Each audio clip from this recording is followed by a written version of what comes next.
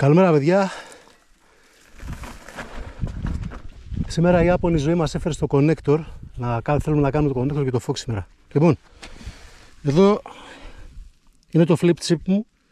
Το αλλάξαμε, το γυρίσαμε κάτω, το κάναμε από 64 και 2 σε μοίρες μπροστά. Το κάναμε τώρα 63 και κάτι, 63 και 2 πρέπει να είναι. Και λέω πρέπει γιατί δεν έχουμε να μετρήσουμε ακριβώς, αλλά σίγουρα κατέβηκε μία μοίρα.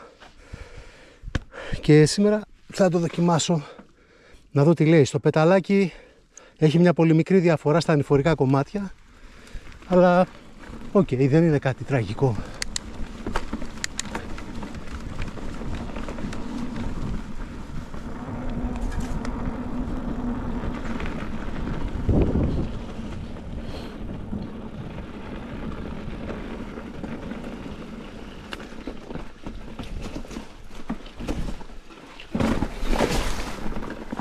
Okay.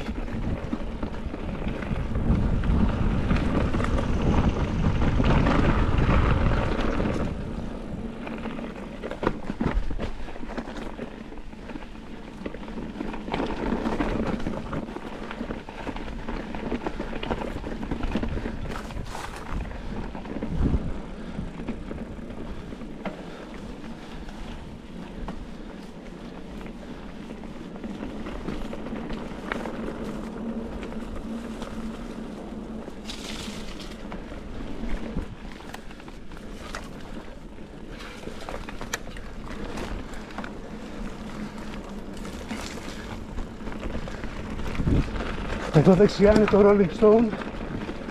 Εμείς συνεχίζουμε. Θα μπούμε κάποια στιγμή στο Rolling Stone μετά από το Foxy.